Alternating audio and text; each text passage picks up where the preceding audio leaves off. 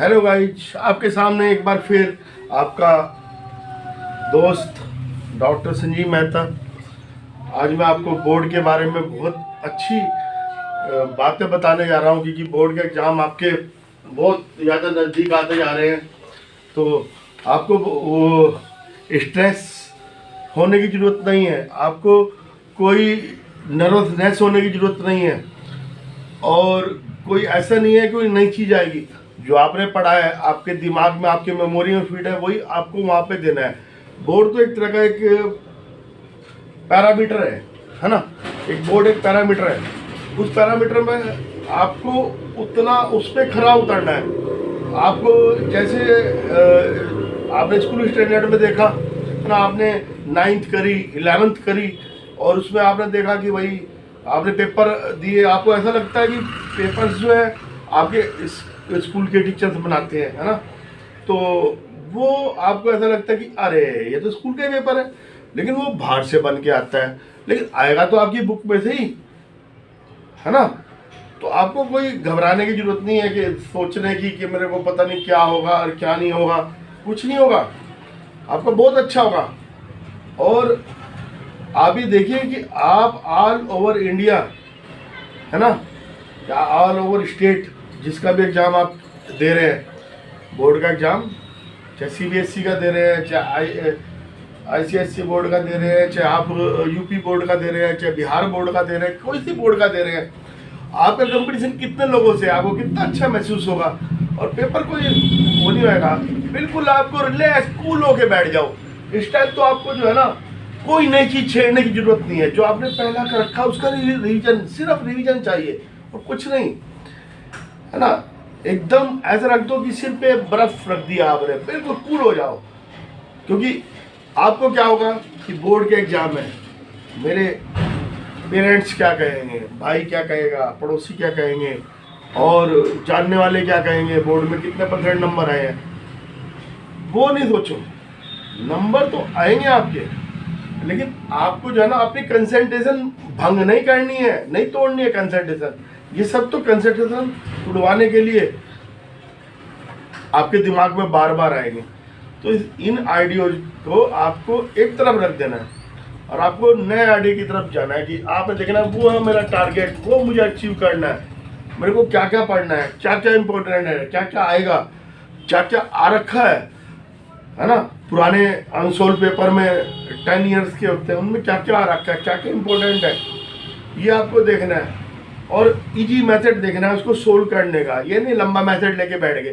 पहले आप छोटे क्वेश्चंस करिए, जो आते हैं आपको, जेटी टाइप करिए, छोटे करिए, उसके बाद आप उससे बड़े पकड़िए, उसके बाद उससे बड़े। ये नहीं कि पहले आप बड़ा क्वेश्चन लेके बैठ गए, अपना टाइम बर्बाद कर दिया, ये नहीं करना, है ना। और क्वेश्चंस में डायग्राम भी होने चाहिए आपके, जैसे साइंस वगैरह के आप देते हैं तो उसमें डायग्राम बहुत ज़्यादा वो करते हैं वेरी।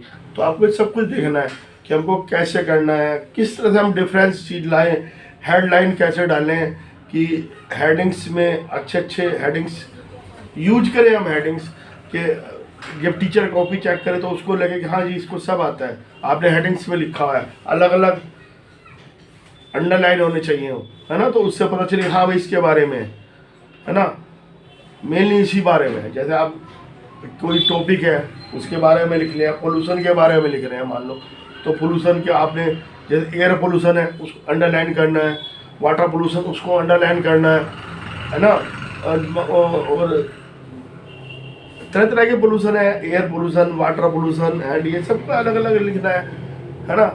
तो उनको अंडरलाइन करना है। तो इसी तरह से जैसे हम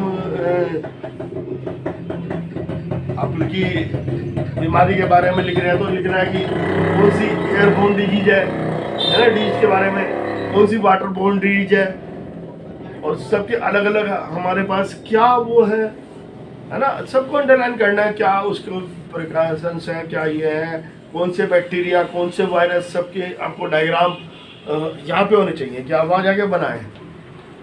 कॉपी भरनी अच्छी तरह से। आपको ये नहीं एक कॉपी के आपने पैसे नहीं भर रखे, आपसे चार्ट लें, वो आपका अधिकार है, कौन मना कर रहा है। लिखो, बिल्कुल आज़ाद हो जाओ। कि आपके पास पेपर है, आपके पास कॉपी है, आप सब कुछ कर सकते हो। क्या नहीं कर सकते आप? जितना आप लिखोगे, जितने आप डायग्राम बनाओगे, जितना अच्छा लिखोगे, जितने अच्छे मेथड से आप सोल्व करोगे क्वेश्चन, उतना आपको रिजल्ट मिलेगा। ठीक है? और कभी दिमाग में स्ट्रेस या स्ट्रेन ऐसा कुछ लाने की जरूरत है। डिप्रेशन में नहीं आना है। जो डिप्रेशन में आया समझो वो गया, है ना? ये ध्यान रखना है। गब्बर सिंह क्या क्या गया? जो डर गया सो मर गया। तो इसलिए डरना नहीं है, हमेशा हर सिचुएशन को हैंडल करना सीखो, है ना? सिचुएशन हैंडल करनी है आपने। बोर्ड का एग्जाम कुछ नहीं होता, मैंने भी दिए बोर्ड के एग्जाम, मुझे भी लगता था। लेकिन जब पहला एग्जाम दिया मैंने कहा ओए ये तो यार हमारे पुलिस वाले एग्जाम से भी हल्का है, तो बहुत आसान है करना। तो बहुत अच्छा लगा मेरे बोर्ड के एग्जाम में, अच्छे मार्क्स आए। तो इस तरह से फिर पहले जब 10th का दिया बड़ा डर था। हम जाते थे और घर वाले जाते थे सीट दिखाने, हम छोटे छोटे थे, तो फिर वो हमारे फादर ले जाते थे वो सीट देखनी। हमें बड़ा डर लगता था, ये सीट है, पता नहीं कौन कौन अननोन पर्सन हमारे साथ बैठेगा, हम कैसे करेंगे? अननोन टीचर होगा तो हम उनसे मतलब नहीं, अननोन सब अननोन है। हमारे लिए वेल नोन क्या है? हम और हमारी बुक्स। हमें कुछ किससे कोई मतलब नहीं, कौन टीचर है, कौन क्या है, कौन क्या वहाँ ड्यूटी दे रहा है, किसी पे दिमाग लगाने की जरूरत नहीं। आप हो, आपकी बुक्स हो और आपके फंडामेंटल क्लियर हो, बस कूल हो जाओ, धीरे धीरे रिवीजन करते रहो और धीरे धीरे जो गाड़ी चलती है वही टाइम पे अपनी जगह पहुंच जाती है। और जो तेज चलती है ना झटके मार मार के, वो भी झटके मार मार के रह जाती है। ठीक है, बाय। मेरा कैसा लगा आगे मुझे बताना, ठीक है? बाय।